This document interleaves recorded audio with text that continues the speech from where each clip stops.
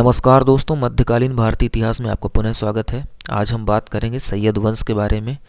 सैयद वंश से पहले हम 3 डायनेस्टी कंप्लीट कर चुके हैं।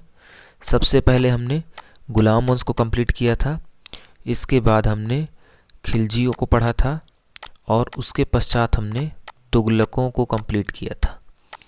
इन तीनों वंश और सैयद वंश के बाद आने वाले लोदी वंश की खास बात यह है कि लोदी और इधर ये तीनों वंश सुन्नी डायनेस्टी थी, यानी ये जो शासक थे तो सुन्नी वर्ग से आते थे, जबकि सैयद सल्तनत काल का एकमात्र ऐसा वंश है जो शिया वर्ग से आता है। आप जानते हैं कि शिया और सुन्नी 2 खेमे होते हैं मुस्लिमों में, तो बाकी सारे सुन्नी थे और सैयद शिया थे। पहला प्रश्न बनेगा कि निम्न में से सल्तनत काल का कौन सा वंश है जो शिया वंश से संबंधित है, यानी शियाओं से संबंधित है। इसके बाद सैयद वंश में आप देखेंगे 4 शासक आपको मिलेंगे। खिज्र खान ने इस वंश की स्थापना की थी, जबकि अलाउद्दीन आलम शाह इस वंश का अंतिम शासक है। यहाँ से भी प्रश्न पूछे जाते हैं। एक अगला प्रश्न पूछा जाता है, सैयद वंश का सर्वाधिक प्रतापी शासक कौन था? तो आप मुबारक शाह के बारे में बताएंगे। सैयद वंश को स्टार्ट करने से पहले हम आपको बता दें, पिछले वीडियो में हमने तुगलक वंश के उत्तराधिकारियों को पढ़ा था और हमने आपको बताया था किस तरह से तैमूर लंग ने भारत में आक्रमण किया था। तैमूर लंग के भारत में आक्रमण के पश्चात जो सुल्तान था नासिरुद्दीन महमूद, वो दिल्ली की सत्ता को छोड़ करके भाग जाता है और भाग करके दिल्ली की सत्ता मल्लू इकबाल को सौंप जाता है। इधर तैमूर भारत में लूटपाट करने के पश्चात वापस चला जाता है और भारत में उस खिज्र खां को मुल्तान, लाहौर और दीपालपुर का सूबेदार बनाया जाता है।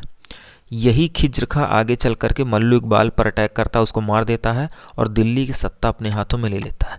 इस तरह से खिज्र खां एक नए वंश सैयद वंश की स्थापना करता है। तो सैयद वंश के अंतर्गत सबसे पहली जानकारी हमने आपको दी, ये शिया वंश था। और इस पूरी डायनेस्टी की जानकारी हमको एक पुस्तक तारीख़ मुबारक शाही से मिलती है, जिसको लिखा था याहिया बिन अहमद सरहिंदी ने। खिज्र खां के बारे में मैंने आपको पहले बताया था कि जब फिरोज शाह तुगलक के अंडर में ये काम करता था और मुल्तान का सूबेदार हुआ करता था, जब तैमूर भारत में आक्रमण करने के लिए आ रहा होता है तो ये अपनी सेना लेकर के तैमूर के साथ शामिल हो जाता है, तैमूर का साथ देता है और इसी के बदले में तैमूर इसको भारत की जिम्मेदारी सौंपता है। आगे चल कर के भारत में सैयद वंश की स्थापना करता है। अपने राजा यानी तैमूर के सम्मान में ये कभी भी सुल्तान की उपाधि धारण नहीं करता है। रैयत ए आला एक प्रकार का जागीरदार का पद हुआ करता था। इसी जागीरदार के पद को लेकर के ये हमेशा शासन करता रहेगा, यानी अपने नाम से शासन नहीं करेगा, तैमूर के नाम से शासन करेगा। प्रश्न आपसे पूछा जाएगा, निम्न में से किस सुल्तान ने रैयत ए आला की उपाधि धारण की थी? उस उपाधि के द्वारा ही उसने शासन चलाया था। तो आप खिज्र खां को बताएंगे।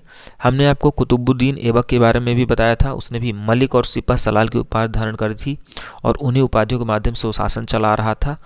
वैसी ही कंडीशन लगभग खिज्र खान की भी है। इसने स्वयं से न उपाधि धारण की और ना ही अपने नाम का खुतबा पढ़वाया और ना ही अपने नाम के सिक्के चलवाए। किसके नाम के चलवाए? तो शाहरुख मिर्जा जो नाती था तैमूर का और तैमूर का उत्तराधिकारी था, उसके रहमो करम पर भारत में शासन कर रहा था, उसी के नाम पे सिक्के चलवाता था और उसी के नाम का खुतबा पढ़वाता था।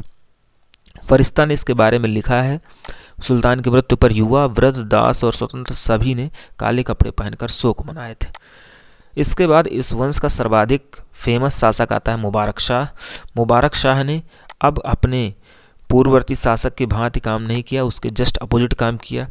इसने महत्वपूर्ण काम यह किया कि इसने सुल्तान की उपाधि धारण की थी, अपने आप को सुल्तान घोषित कर दिया। खुतबे से तैमूर का नाम हटा करके, उसके वंशजों का नाम हटा करके अपने नाम का खुतबा पढ़वाया और विदेशी प्रभुत्व उसने स्वीकार नहीं किया। खलीफा के प्रति निष्ठावान तो रहा और इस तरह से ये इस डायनेस्टी का सर्वाधिक योग्य शासक था। यहाँ से प्रश्न आपसे पूछा जाएगा, सल्तनत काल में सैयद वंश का सर्वाधिक प्रतापी शासक कौन था? मुबारक शाह। फरिश्ता ने इसके बारे में इसकी तारीफ करते हुए कहा है, वह एक सभ्य राजकुमार था और उसमें अनेक प्रशंसनीय गुण थे। इसने 1434 में यमुना नदी के तट पर एक नवीन नगर मुबारकाबाद बसाया। इसके नाम को ध्यान में रख करके आप सारे क्वेश्चन सही कर सकते हैं। जैसे मुबारक शाह इसका नाम है, मुबारकाबाद नामक नगर इसने बसाया है और तारीख़ मुबारक शाही नामक पुस्तक की रचना की गई है, जिसमें मुख्य रूप से इसी की जीवनी वर्णित है। साथ ही इसके वंश के अन्य जो भी शासक हैं उनकी भी जीवनी इस पुस्तक में वर्णित है। इसको लिखा किसने है? तो याहिया बिन अहमद सरहिंदी ने। और इसको संरक्षण किसने दिया था? तो मुबारक शाह ने ही इसको संरक्षण दिया था। मुबारक शाह के वजीर सरवर उल मुल्क ने आगे चलकर के षड्यंत्र किया और षड्यंत्र के तहत इस सुल्तान की हत्या करवा दी। और सरवर उल मुल्क के कहने पर तथा अन्य दिल्ली के जो सरदार थे उनके कहने पर मोहम्मद शाह को सुल्तान बना दिया जाता है। और इस मोहम्मद शाह के समय में इसने भी एक गलती की। इसने भी मुल्तान के सूबेदार बहलोल लोदी को खान ए खाना की उपाधि दी। याद रखिए, खिज्र खान ने जो नए वंश की स्थापना की थी वो भी मुल्तान का सूबेदार था और ये भी मुल्तान का सूबेदार है बहलोल। आगे चल कर के ये भी सुल्तान बन जाएगा और बहलोल लोदी एक नई डायनेस्टी की स्थापना करेगा, लोदी डायनेस्टी की। आगे चल कर के सरवर उल मुल्क ने सुल्तान मोहम्मद शाह के प्रति भी ईर्ष्या रखी और इसको भी अपने रास्ते से हटाना चाहता था, षड्यंत्र रचा, लेकिन अपने षड्यंत्र में वो सफल नहीं हो सका। मोहम्मद शाह को इसकी भनक लग गई और उसने सरवर उल मुल्क को इस बार समाप्त कर दिया और एक नया वजीर बनाया उसने कमालुल मुल्क को। इस तरह से मोहम्मद शाह की जब मृत्यु हो जाएगी उसका बेटा अलाउद्दीन आलम शाह के नाम से शासक बनेगा और यह काफ़ी ज़्यादा सक्सेस नहीं रहा। इसका जो डायनेस्टी थी, साम्राज्य था, काफ़ी ज़्यादा कमज़ोर हो गया था। केवल दिल्ली शहर के आसपास के गांव ही शेष बचे थे इसके साम्राज्य में। इस तरह से काफ़ी ज़्यादा बेइज्जत महसूस कर रहा था और इसने इसी कारण से अपना जो राजमहल है, अपना जो सिंहासन है 1451 ईस्वी में बहलोल लोदी के पक्ष में त्याग करके चुपचाप चला गया अपने प्रिय स्थान बदायूं। इस तरह से स्वेच्छा से बिना किसी युद्ध किए हुए बहलोल लोदी को सत्ता मिल जाती है और बहलोल लोदी आगे चल करके एक नए वंश की स्थापना करता है, लोदी वंश की। तो लोदी वंश के बारे में हम अगले वीडियो में पढ़ेंगे।